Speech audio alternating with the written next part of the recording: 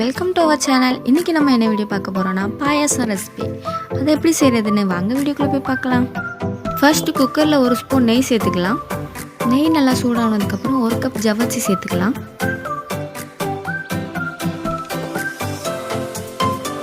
ஒரு நிமிஷம் ஜவ்வரிசியை நெய்யிலே நல்லா வறுத்து எடுத்துக்கலாம். ஒரு கப் ஜவ்வரிசிக்கு 2 கப் தண்ணி ஊற்றி வேக வச்சு எடுத்துக்கலாம்.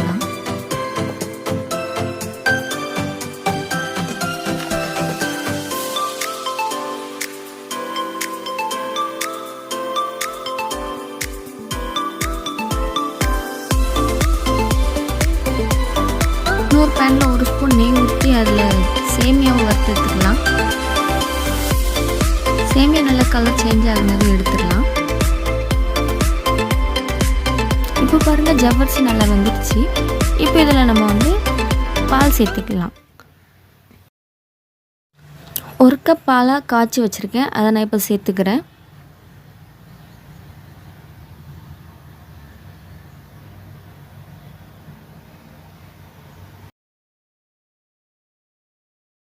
பால் நல்லா சூடானதுக்கப்புறம் நம்ம ஏற்கனவே வறுத்து வச்சுருந்த சேமியாவை இப்போ சேர்த்துக்கலாம்.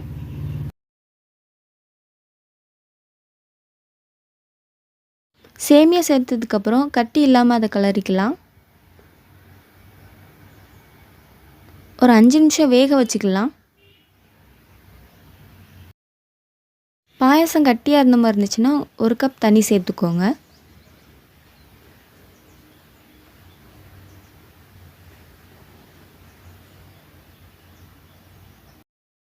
இப்போ நான் ஒரு 2 ஏலக்காவை இடித்து சேர்த்துக்கிறேன்.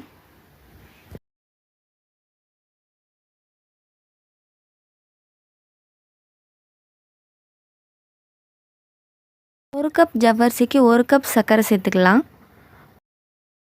நீங்கள் ஸ்வீட் நல்லா சாப்பிடுவீங்கன்னா இன்னும் ஒரு அரை கப் சேர்த்துக்கோங்க.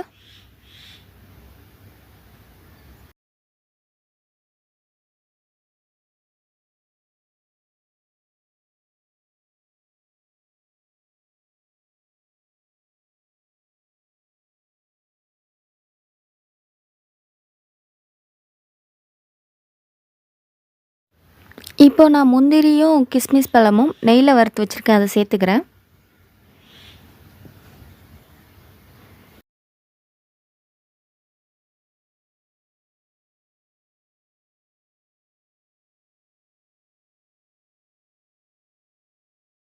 அவ்வளோதான் ஃப்ரெண்ட்ஸ், நம்மளோட பாயாசம் ரெடி ஆயிடுச்சு. இதை நீங்களும் வீட்டில் ட்ரை பண்ணி பார்த்துட்டு எப்படி இருந்துச்சுன்னு கமெண்ட் பண்ணுங்கள். இந்த வீடியோ உங்களுக்கு பிடிச்சிருந்தா லைக் பண்ணுங்கள், ஷேர் பண்ணுங்கள் அண்ட் சப்ஸ்கிரைப் பண்ணுங்கள். ஓகே, பாய்.